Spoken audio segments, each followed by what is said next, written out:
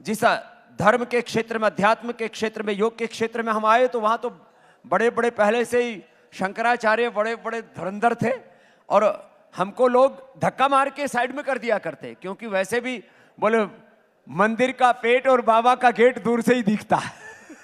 ऐसी हालात थी और ऐसे परिवेश में हम ने आकर के यहाँ अपने सेवाएं शुरू की।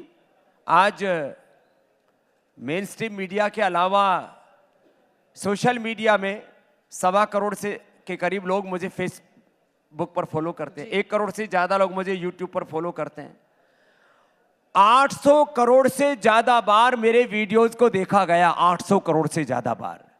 नहीं तो बाबाओं को अरे बोले बाबा है छोड़ो ना, पढ़ा रहने दो ना। अब कहते हैं अरे बाबा है जरा देखो ना क्या बोल रहे हैं। तो ये चीज करने के लिए यदि मैं पहले बच्चा था तब 5 बजे उठता था, गुरुकुल में गया तब 4 बजे उठता था, तो आज मैं 3 बजे उठता हूं।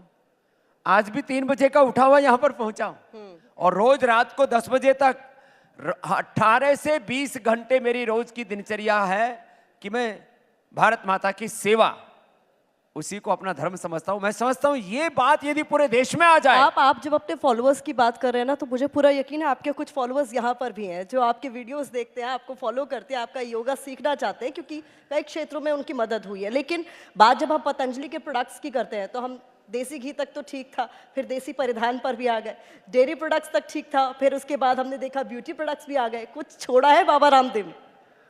नहीं, देखो लक्ष्य क्या है आपका? लक्ष्य है ये भारत विश्व की राजनीतिक महाशक्ति बने, आर्थिक महाशक्ति बने। हम कब तक पराधीनताओं की बेड़ियों में, जंजीरों में जकड़े रहेंगे? देखो 15 अगस्त 1947 को देश राजनीतिक दृष्टि से आजाद हुआ और अब तो इसके पूरे प्रूफ आपको सोशल मीडिया में भी मिल जाएंगे। कोई नेट के ऊपर सर्च करेगा तो एक ईस्ट इंडिया कंपनी से लेकर के ब्रिटिशर्स ने ही करीब 1,000 लाख करोड़ रुपए की लूट की इस देश में, आर्थिक दृष्टि से। जो मुगलों ने लूटा और तबाह किया देश को, और आर्थिक से ज्यादा सांस्कृतिक वैचारिक दृष्टि से जो देश का नुकसान पहुंचाया, जिन मुगलों को हम महान कहते हैं, बाबर, अकबर को बड़े पोलाइट तरीके से लोग पेश करते हैं, लेकिन वो भी बड़ा शातिर था।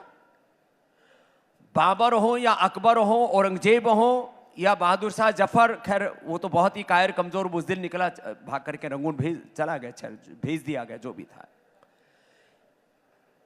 बाबर से लेकर के, अकबर से लेकर के औरंगजेब तक आप देखिए जरा, हजारों हजारों देश की मां बहन बेटियों को हरमों में रखा करते थे जी।